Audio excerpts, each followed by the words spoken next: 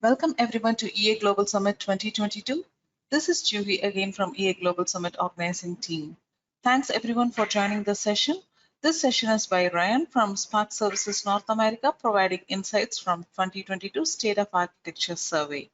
We will be muting all the participants throughout the session. If any one of you having any questions during the session, please use the Q&A window to drop your questions to the speaker. Ryan will be answering the questions at the end of the session. To enable collaboration and communication with Ryan and other EA practitioners, please visit our dedicated Teams channel, and the link will be pasted in the chat window for your quick reference. If anyone is having any difficulty in connecting to Teams, please reach us in the chat window or write to us at registrations@eaglobalsummit.com. Thanks once again for your continual support and interest towards EA Global Summit 2022. Looking forward for another wonderful session. Over to you, Ryan. Thanks, Judy. This is Ryan Schmierer from Sparx Services North America, and I'd like to welcome you to this session as we review the insights from the 2022 State of Enterprise Architecture Survey that was conducted earlier this year. If you have any trouble hearing me during the call, can you please make note in the chat, and so we can resolve that and make sure that everyone can see the slides. Yeah. So an overview of our Okay, so an overview of our session today. We're going to start by giving a background of the survey, what it was all about, when we did it, why we did it, and then we'll jump into some of the insights and the feedback from the survey itself. Some of the key areas topics we'll cover today are how architecture teams are structured, the effects of the COVID-19 pandemic on architecture teams and how that's changing now that we're kind of emerging and getting to a new normal. What are some of the current challenges that architecture practitioners are facing? There's also a section on architecture investment trends. This is looking at where companies are going with their architecture investments and practices over the next few years. And we'll talk about some key takeaways. And then at the end, there will be an opportunity in the information if you'd like to download the full details of the survey, and also if you'd like to sign up to participate and contribute to the survey next year. So with that, we'll jump right in. The background of the survey. The survey was conducted in Q1 of 2022. It actually went out in February and spanned the February-March timeframe. It was not a tool-specific survey. I know everyone here, is a part of the Sparx community. However, there was not a single question on there that asked what architecture tool you use. We had respondents who use a wide variety of tools. And so it was a tool agnostic survey that went out, really looking to get a sense of what's going on in the industry in terms of business trends, not so much about specific tools and how they're being used. The responses were anonymous, voluntary, don't have the specific names of who answered questions what way. And there was no compensation given to folks who participated in the survey. The only time we gave people a chance to provide their contact information was if they wanted a copy of the results. The questions we asked this year centered around how the industry has changed during the pandemic and where the focus is now. So this survey was done at a time of transition as some of the worst parts of the COVID-19 pandemic were starting to ease, and as companies were starting to look forward to what a new normal is and how they were going to move from sort of crisis pandemic operations into steady state operations and how things were going to normalize. A note on the sponsors here, this survey was co-sponsored by Sparx Services North America, as well as the folks at Collaborate. So I want to thank the folks who helped sponsor and promote the survey. So jumping into some of the demographics to give you some context for this, the survey covered a wide variety of industries. You can see a good representation here. There was some clustering around the healthcare, pharmaceutical industry, and the tech industry. We did see some concentrations there, which we see as actually somewhat representative of some industries that are placing a lot of focus on architecture because they have a lot to gain in the solution in architecture space, and also the healthcare industry is a very process-centric industry, and so this is not entirely unexpected, but a good representation across industries. In terms of how large or what size organizations the respondents came from, you'll see only about 25% of the respondents came from organizations with less than 100 employees. And you actually see, a good majority coming from larger companies, 1,000 plus, the folks you see out there on the right-hand side. And this is really interesting when you start looking at the next question, when we ask people, okay, great, well, how big is your architecture team? And regardless of what size the company is that folks are working on or working within, what we're seeing is architects are organized into small teams, autonomous work groups that work together, to solve specific problems or in support of a specific function. And the respondents were self-identifying as members of a team more than members of a large practice or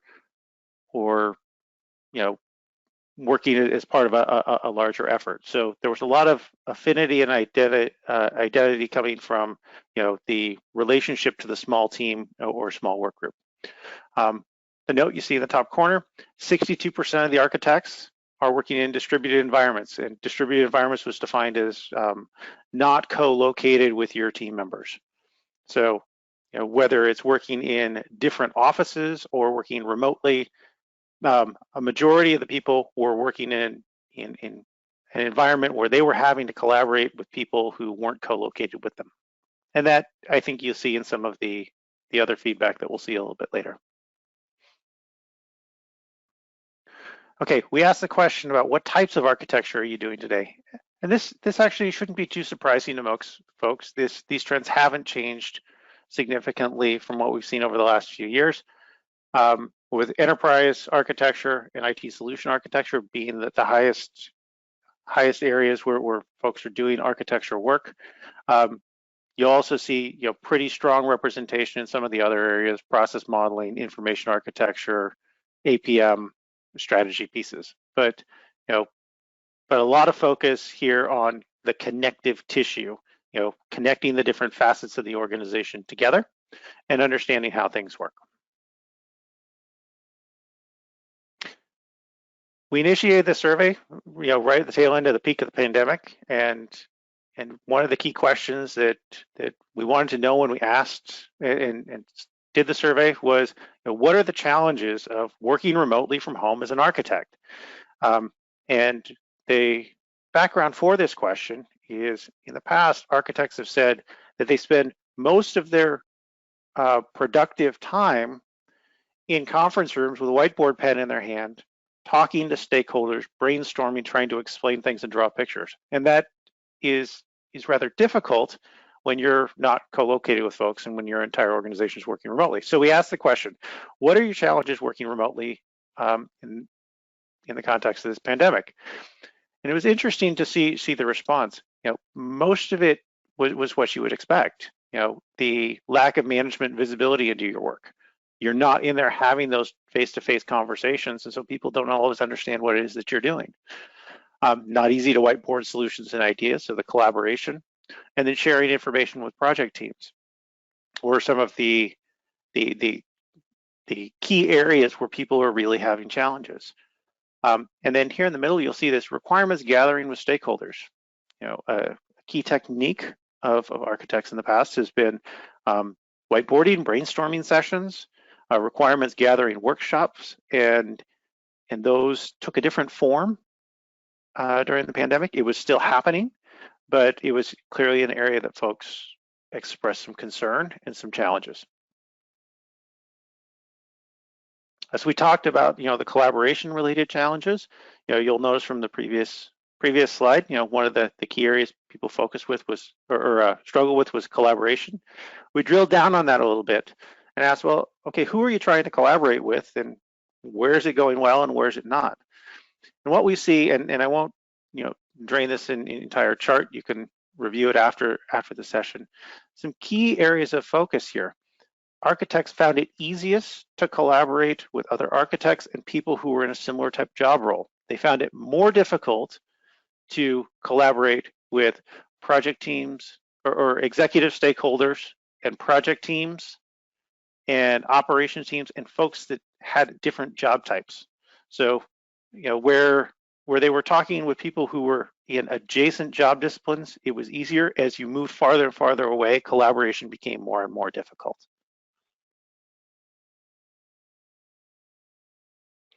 From an architecture activities perspective, we asked what type of architecture you're doing, in terms of domains. We asked some clarifying questions about what the most challenging activities are that you're trying to do as you're performing your role as an architect. And as you look at this, slightly different twist on this. Most challenging activities were enterprise architecture, so trying to map the different facets of the organization together. Architecture governance was a key topic that came up here about, okay, great, we're working in these remote teams, or we're all working remote, we're organized into small work groups, but we still need to collaborate, we still need to share assets and share ideas and co-develop architecture models with other people. And so the governance topics about how do you have a team of folks working together in the same environment, on the same models, on the same projects, and maintaining that cohesiveness and integrity to your architecture models has been a real challenge. Requirements management actually grew in terms of the most challenging activities, and the key issue there is, for those of you who are TOGAF practitioners, you'll know requirements sit at the center of the ADM, and it's true with a lot of architecture efforts. It all centers around the requirements. How do you manage those requirements through the life cycle? Well, over the last few years, there's been a lot more use of requirements management platforms, things like Jira and Jama and Azure DevOps, that are tightly integrated with project management disciplines. And so we saw some challenges from architects in terms of how do they interact with requirements and stakeholders in the context of a multi-tool landscape.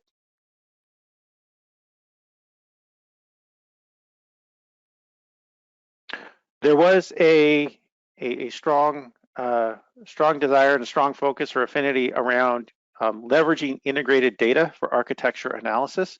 And for those of you who are available following this session, the next session I'd encourage you to join. I'll actually be having a discussion with Chris Armstrong about this topic in particular, and we'll be drilling down on it. But to provide a high level, what's going on here is there's been a big shift in the type of work architects are doing away from sort of the modeling and design activities, and more of their time's being focused on architecture analysis. So understanding how things are working and explaining how things work across the organization. And in that, there's been a lot more desire to integrate data from external sources into your architecture platform in order to do that. So on here, this, at the time of the survey, these were the key systems people were trying to integrate their architecture platforms with. And some of them were pulling data from those platforms. In other cases, they were pushing data to them. We did not get clarity in terms of the direction of the integration, something perhaps we can look at in next year's survey. On the right-hand side, you'll see sort of the nature of how people are integrating these things. Most of the integrations are happening via API or custom code in point-to-point type integrations.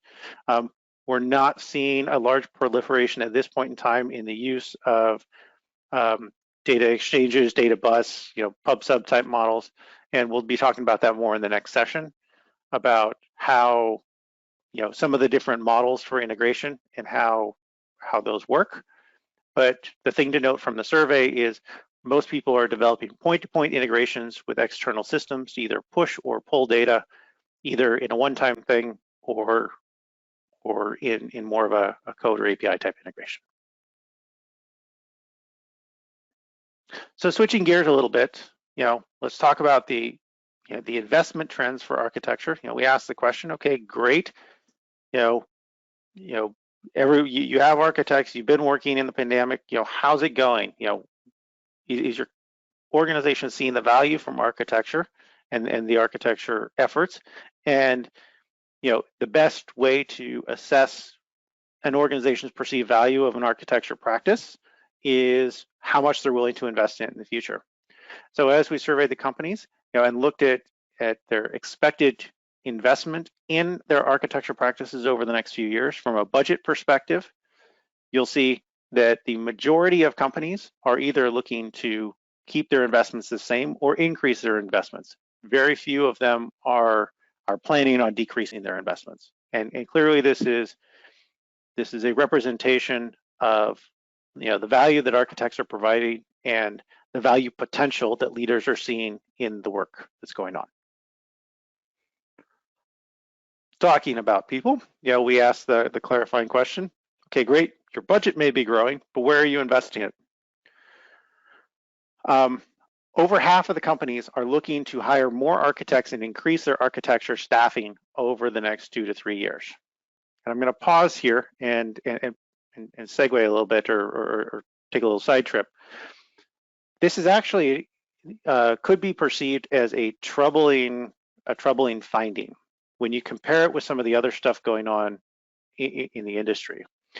There was recently a survey published by Glassdoor, which is a recruiting website here in North America, which looked at sort of the hottest IT jobs for the upcoming few years, and enterprise architecture was actually listed as the top hot job out there. And there were over 14,000 open positions at the time.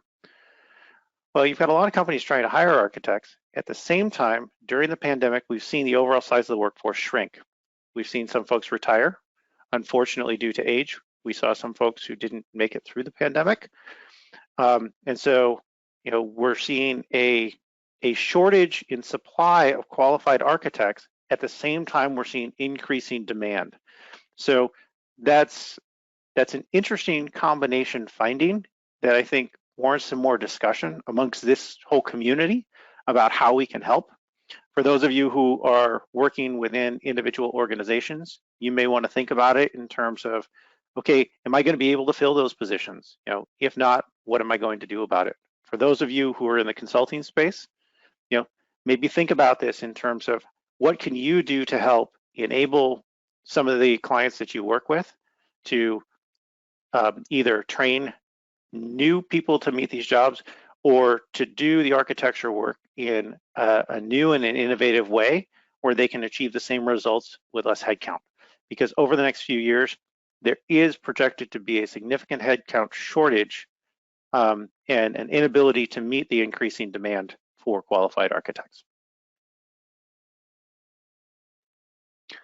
Okay, from a workload perspective, again, we're talking about investment trends over the next 2 to 3 years. From a workload perspective, the top 3 areas where folks are where companies are looking to focus their architecture resources: enterprise architecture, and this is really around enterprise architecture analysis, requirements management, aligning the needs of the organization to the work efforts underway, and IT solution architecture, looking at how the technology landscape continues to evolve. So these are not entirely surprising, particularly as companies look to, to understand how do they optimize their operations post-pandemic and get into a new normal. They need to understand how things work. They need to make sure they're investing in the right space, and they need to make sure the solutions they're designing work well together.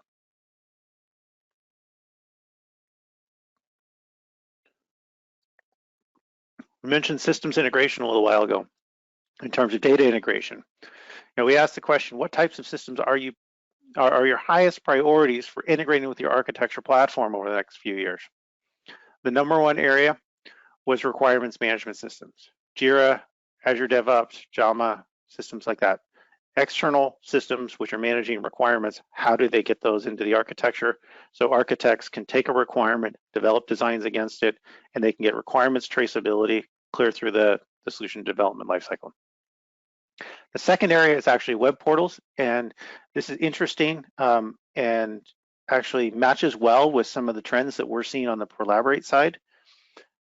There's a strong desire to take your architecture content and expose it out to a broader audience, either through a web portal like Collaborate or through systems like Confluence or SharePoint or wikis, things like that, to make architecture content more accessible to other folks. And then the third area is enterprise BI platforms. So you've got a lot of information about how things relate to each other and the connective tissue within your architecture platform. There's a strong desire to expose that information to enterprise reporting dashboards so that executives, as they're looking at sales numbers or budget numbers or things like that from their finance or CRM systems, that they can see the traceability and how those are related to other things. So using the relationships, maintaining your architecture platform to help drive business intelligence and executive dashboarding. The other areas, you can look through those. Again, this is a topic what we're going to be talking about a little bit more in the next section. But very clearly the findings coming out of here, top areas are people are trying to get their requirements in so their architects can action them. They're trying to get their architecture designs out so other people in the organization can leverage them and get benefit. From a workplace perspective, during the pandemic, most architects were working remotely, as were most people in the IT and business industries. We asked the question, what's your company's forecast about, what your job is going to be in the future? Are you going to work remotely? Are you going to work from the office? Is it going to be a hybrid approach? Majority of companies, they expect to be in the office a day or two a week, or have some people within their organization in the office and some working remotely. You'll see, there's also a large group expected to be working 100% remote. Interestingly, for a job discipline which in the past has been centered around face-to-face interactions in conference rooms, only about 5% of the respondents said their companies are expecting their architects to be back in the office full-time. And this is a really fascinating finding, and it's something that we all need to think about how we leverage our tools and our processes and our skills to be able to do this job remotely. Because whether it's part-time remote, full-time remote, almost everyone who's listening to this is likely going to need to deal with more remote collaboration over the next few years. It's not going back to face-to-face. So, some key takeaways from the survey. And you can think of these as kind of key findings. Collaboration with stakeholders in a remote work environment. It's a top issue that we're going to have to face over the next couple of years. There's going to be a shortage of qualified architects to meet the staffing demands.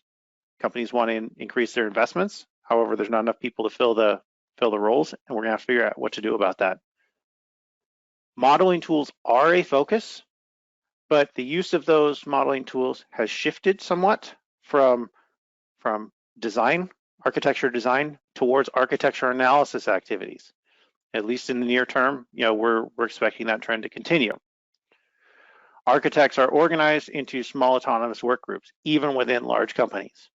So, when we think about the structure of architecture practices, it's great to design something that's going to work for, a 200-person architecture practice. The reality is that most architects are working in a small team. And so if we optimize our processes to make small team collaboration and small team architecture projects most effective, we're going to see, the highest output and performance out of those teams. Integrating processes and job disciplines is going to be the key driver behind systems integration. So, doing some triangulation based upon some of the results of the survey, we see people investing in integrations, and one of the areas they're focusing is requirements management. Another area is, how do I present information to other teams? The question is, why are they doing this? It's because you have project managers, you have analysts, you have ITSM folks, you have solution development teams, different job disciplines that need to work better in sharing information with each other. So including architects in the whole architecture DevOps or Arch DevOps type flow, where you start seeing the seamless and continuous flow of information and amongst job disciplines and amongst functions. And that's really why people are integrating applications.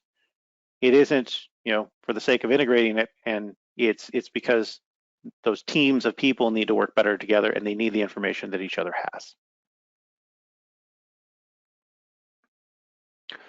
Okay, we're gonna have lots of time for Q&A, so I'm glad to see that. Next steps before we jump into the Q&A. If you've seen something interesting here and you'd like to know more, participate more, collaborate more on this, we'll provide the link that you can download the full results of the survey and the summary from the Sparx Services North America website. You can download the findings and results and get the PDF, and the link will be there. Also through the Teams channel, as Juhi had mentioned for the event, over the next few days, I will continue to work with you guys and collaborate through that Teams channel. Under Sparx Services North America, please go ahead and shoot off your questions, your thoughts, your ideas. I would love to have an online dialogue with you about, what do you think about these findings? Are they resonating with what you're saying, or are you seeing something different? This is a community effort, and I would love to get some additional feedback from the community on this. And then we will be doing another survey next spring, or late winter in North America, at least. So in January, February timeframe, we'll be putting it together. If you'd like to participate, if you have some topics that you'd like to see us maybe include in there, or if you'd like to be on the list of people to respond to it, send an email to survey@sparxsystems.us, and that'll actually get routed to me, and I will go ahead and make sure you get on the list, and we will get you added into next year's survey. So with that, I'll open it up to questions and answers. Yeah, thank you, Ryan. Thanks for giving us the deep insights. So I have a couple of questions from Johan. So do you have some findings about architecture for complex products like cars, airplanes, or just software only? That's a great question, and I think that's an area we can dig in a little bit more. Most of this year's survey was focused more on sort of the enterprise and business architecture space. We have gotten quite a bit of feedback saying people would like to expand the questions to hit more broad architecture disciplines, including things like systems engineering and software development. So we'll certainly be looking at that as we put together next year's survey about how do we ask some questions that look at those disciplines as well, and broadening it a little bit. If there are some specific questions or things that you'd like to learn about in there, please shoot me an email, and I'd be happy to talk to you and work with you as we're putting those questions together. But from this year's survey, we didn't ask any specific questions about the systems engineering disciplines. Okay, thank you. And the other question is, are there any other EA tool survey that you would recommend? Are there any other EA tools that I recommend? Yeah. Well, yes and no. Of course, this is a Sparx community event, so of course, there's the whole discussion about how you use the Sparx platform to support these activities. However, when you look at particularly the topic of architecture or architects working remotely, the tool set they use isn't just the architecture modeling platform.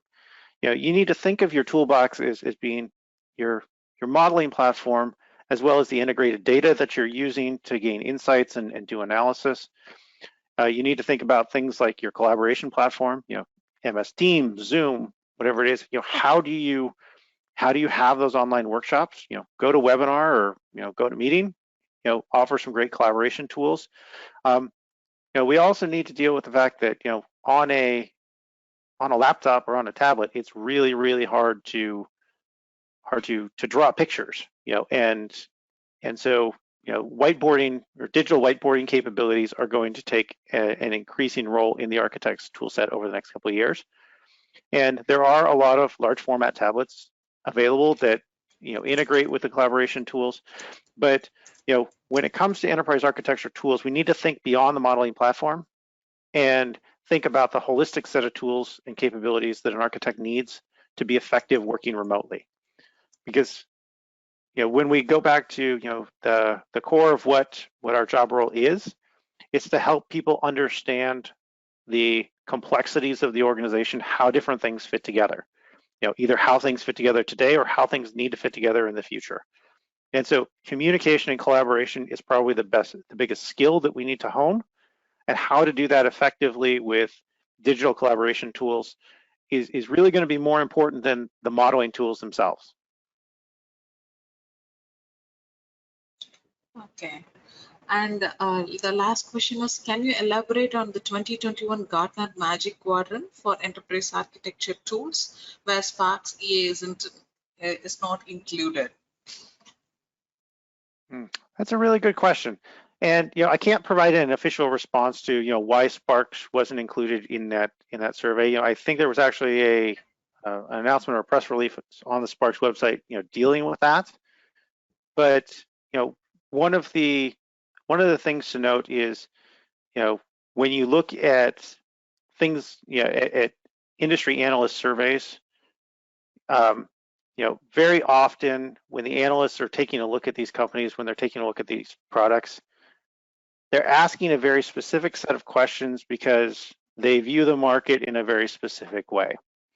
And one of the challenges that Sparx and all the other architecture tools have had is this is an industry, from a tools perspective, that's evolved significantly over the past 5 to 10 years. That quadrant used to be architecture modeling tools. A few years ago, it was architecture management tools. And so it's very much a moving target in terms of what a particular analyst feels is important, and it's really important for all of the tool providers to remember that those reports and those quadrants are important, and they're something that customers look at. If they're designing tools in order to fit within the Magic Quadrant and fit within Gartner's idea of what folks need, they're not actually listening to their customers. And so, I'm aware that Sparx wasn't included in the last couple of Magic Quadrants, and I would defer to some of the folks at Sparx Systems, to comment on that. But in looking at it from a market perspective, and from a customer perspective, the question isn't how did Sparx fit on a test or fit on a survey? The question is really, what type of architecture are you trying to do, and what sort of tools do you need in order to do it effectively? Yeah, makes sense. Yeah. So yeah, thanks, Ryan. So that's the question that we have for you. So let's find out the session here.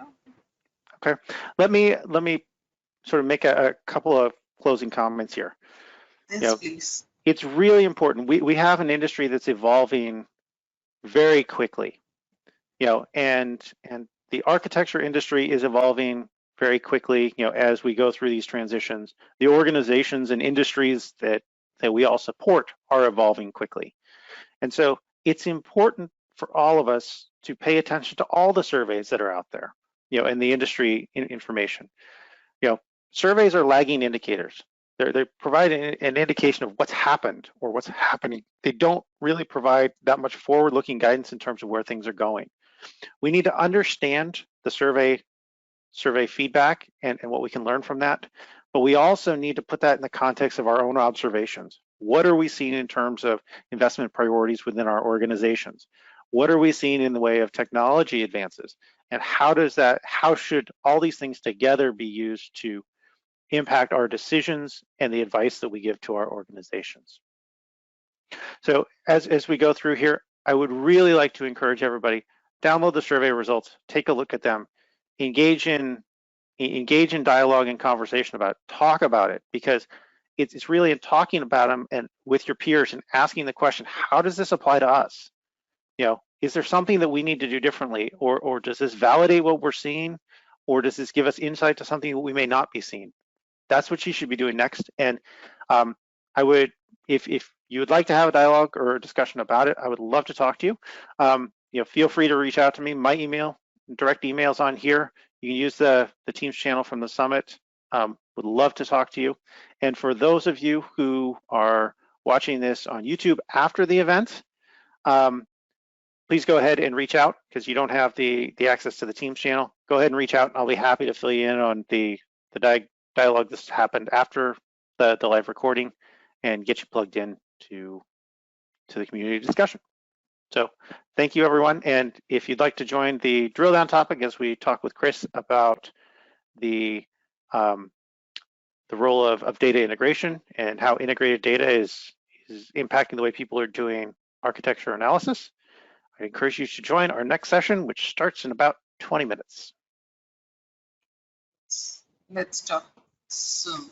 So as said, all the sessions video will be made available online in a week's time. We just need some time to process it and upload it in our website, Sparx Systems Collaborate YouTube channel, Sparx Systems HQ YouTube channel. All attendees will be notified once it's made available, because many participants will be missing this due to the time zone differences. It's off for Australia, it's off for European. So many people will be reaching us for the recorded sessions. So we are happy to share that as soon as possible, Ryan, once it's made available. So thank you so much for your time and efforts on this.